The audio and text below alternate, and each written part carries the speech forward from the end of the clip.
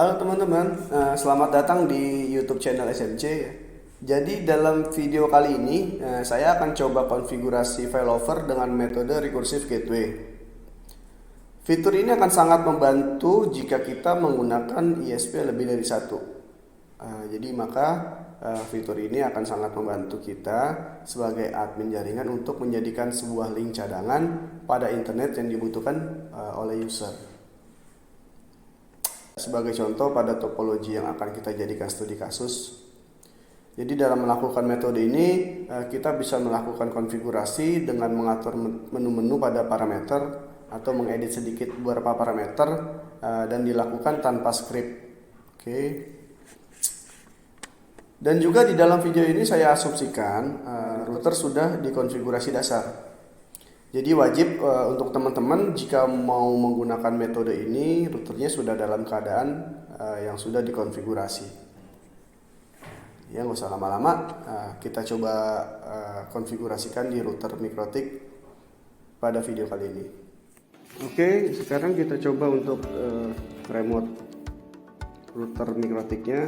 Jadi yang harus perlu diketahui adalah untuk melakukan konfigurasi failover recursive pada router Mikrotik, selain membutuhkan dua sumber internet, router juga harus dalam keadaan dikonfigurasi dasar ya.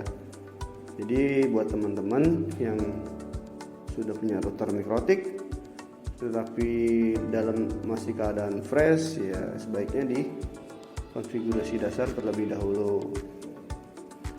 Sekarang kita coba untuk remote router yang sudah saya siapkan.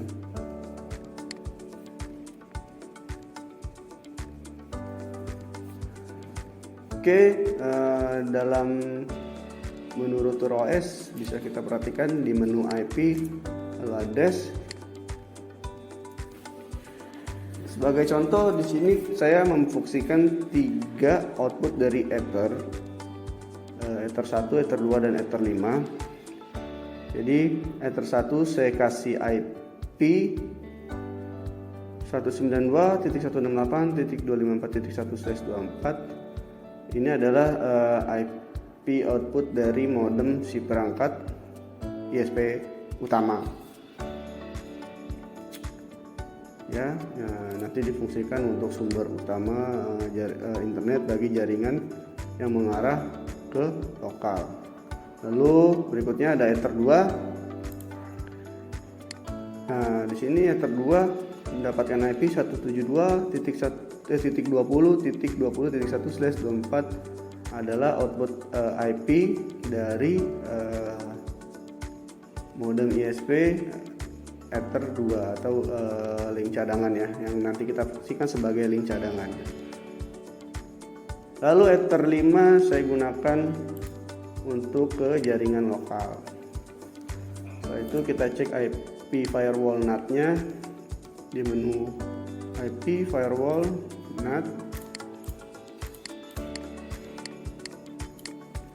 Sudah saya konfigurasi fiction masquerade di masing-masing Ether dari sumber internetnya. Nah, yang pertama link utama dengan action masquerade. Lalu untuk Ether 2 cadangan dengan action masquerade. Dan jangan lupa untuk cek DNS server di menu IP DNS.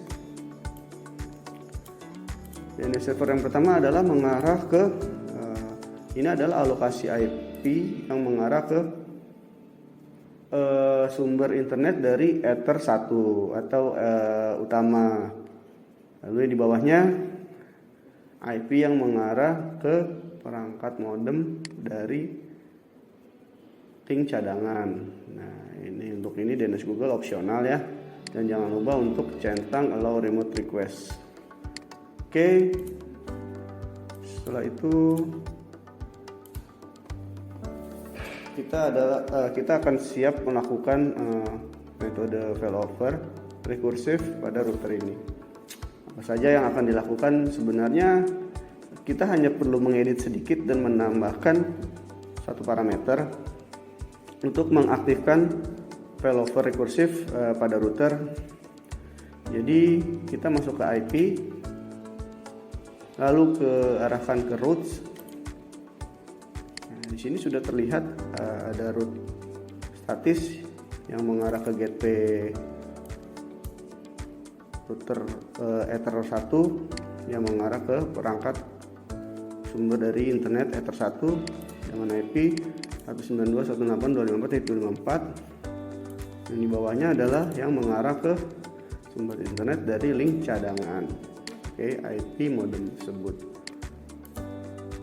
Oke, nah setelah sudah ada dua routing statis ini, kita hanya perlu mengedit bagian link utama.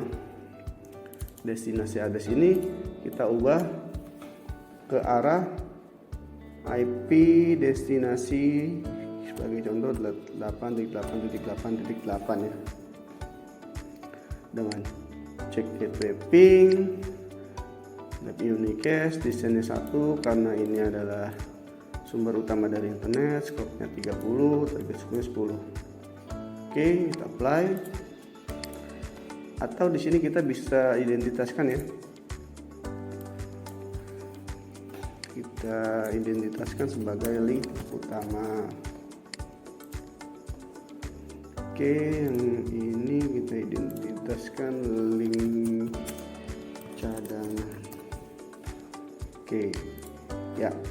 Setelah terbuat, maka kita akan menambahkan satu parameter yang destination-nya mengarah ke internet dan gateway-nya itu ke arah IP 8.8.8.8 dan menggunakan check gateway ping. Lalu target scope-nya ini diarahkan ke link utama. Ya, kita lihat ini target scope-nya dari link utama adalah 30. Pindahkan ke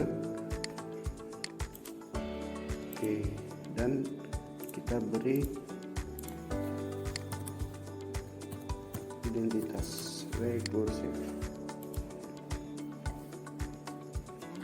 Setelah tiga routing ini terbuat atau routing status ini terbuat, selanjutnya adalah tahap uji. Kita akan coba tes ping ke internet.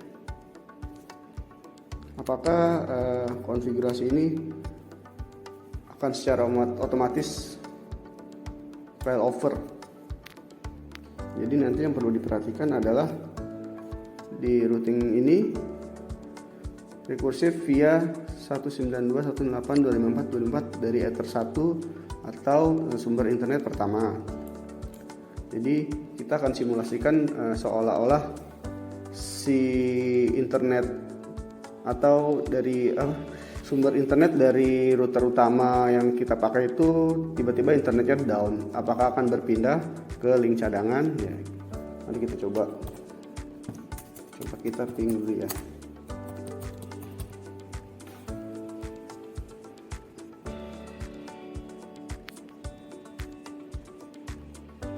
Kita akan coba ping ke internet. Oke, terlihat ada reply, artinya internet dari sumber utama itu masih dalam keadaan aktif atau up ya. Nanti kita akan coba simulasikan seolah-olah internet dari sumber utama down. Ya, perhatikan di routing status recursive. Nah, dia akan time out karena tidak ada reply dari internet. Maka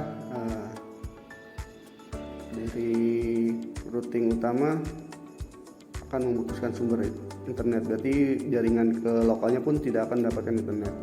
Ya, terlihat ada perubahan di routing status rekursif yang tadi awalnya dari Ether 1 utama ya, atau sumber internet utama, sekarang beralih ke cadangan. Nah, dan pingnya pun sudah normal kembali. Oke, sekarang kita simulasikan lagi seolah-olah internet dari sumber utama sudah stabil. Apakah akan kembali ke jalur utama untuk sumber internet dari jaringan lokalnya, ya perhatikan lagi di routing status. Ya, terlihat ada perubahan ketika sumber internet dari link utama atau dari Ether 1 sudah aktif, maka konfigurasinya akan dibalikan ulang ke sumber internet utama, karena link utama adalah parameternya distance 1. Jadi distance 1 itu prioritas untuk distribusi dari internet. Oke,